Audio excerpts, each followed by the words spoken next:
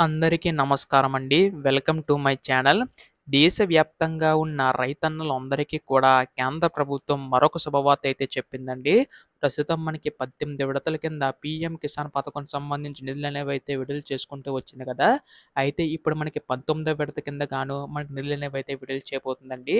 ఆ రోజే మనకి ఈ యొక్క రూ. 6,000 వరకు పెంచే అవకాశం ఉన్నట్లుగా తెలుస్తుందనమాట.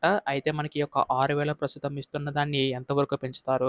అలాగే మనకి ఎప్పుడు ఈ యొక్క నిధులనేవైతే విడుదల చేస్తారు అన్న దానిపై ఈ వీడియోలో పూర్తి సమాచారం అంతా కూడా తెలుసుకుందామండి.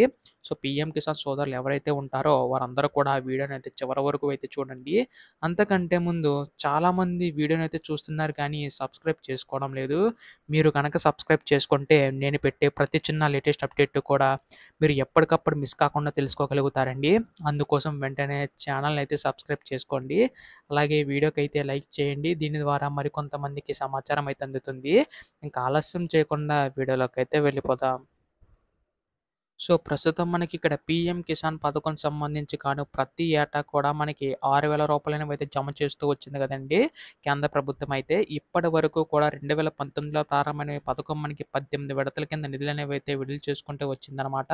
ప్రస్తుతం మనకి 19వ విడత కింద గాను నిధులనేవైతే విడుదల చేయబోతుందండి. అయితే మనకి ఈ యొక్క 19వ విడత సంబంధించి నిధులనేవి ఎప్పుడు విడుదల చేస్తుందని చెప్పి చాలామంది రైతు సోదరులైతే ఎదురు చూస్తున్నారు. సో, దీనికి సంబంధించి గాను మనకి కేంద్ర ప్రభుత్వం కీలక అప్డేట్ అయితే ఇచ్చిందనమాట. అయితే ఇప్పటి వరకు పొందుతున్న వారికైతే యథావిధిగా అయితే వస్తుందనమాట. అలాగే మనకి ఎవరికైతే అర్హులున్నారో వారు కంపల్సరీగా ఈ కేవైసీ నమోదు చేయించుకోవాల్సి ఉంటుందండి. సో, కంపల్సరీగా ఈ కేవైసీ ఎవరికైతే నమోదై ఉంటుందో వారికి మాత్రం జమ చేసే అవకాశం ఉందనమాట.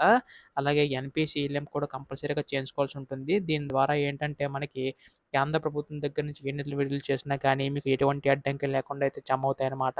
అలాగే మీ యొక్క Aadhaar card, phone number, bank account అన్నీ లింకప్ అయి ఉండాలి. అది ఈకేవైసీ ప్రక్రియ అనమాట. మీరు ఆన్‌లైన్‌లో కూడా నమోదు చేయించుకోవచ్చు.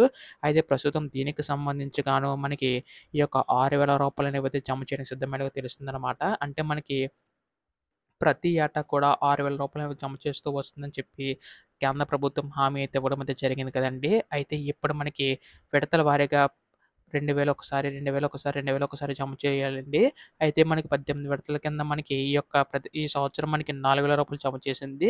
19వ విడత కింద మిగతా రూ. 2,000 అనేది జమ చేయబోతుందండి. అయితే మనకి ఇది బీహార్‌లో మనకి జమ చేసే అవకాశం ఉందన్నమాట. అంటే బీహార్ నుంచి మనకైతే ఇక్కడి నుంచే జమ చేస్తారండి. ఇందులో మనకి ముఖ్యంగా చూసుకున్నట్లయితే రూ. 6,000 కూడా మనకి కేంద్ర ప్రభుత్వం 10,000 వరకు పెంచే ఆలోచన తెలుస్తుందన్నమాట. అయితే దీనికి సంబంధించి గాను కేంద్ర ప్రభుత్వం ఆ రోజున ప్రకటన చేసే అవకాశం ఉందండి. అయితే ఇప్పుడు అందరికి ఉండే డౌట్ ఏంటంటే అసలు ఈ యొక్క నిధులనేవి ఎప్పుడు విడుదల చేస్తుంది కేంద్ర ప్రభుత్వం అని చెప్పి చాలామంది అడుగుతున్నారు. మనకి ఫిబ్రవరి నెలాఖరులో విడుదల చేసే అవకాశం ఉందండి. అంటే 24 గాని, 25 గాని, 26 గాని విడుదల చేసే అవకాశం ఉందన్నమాట.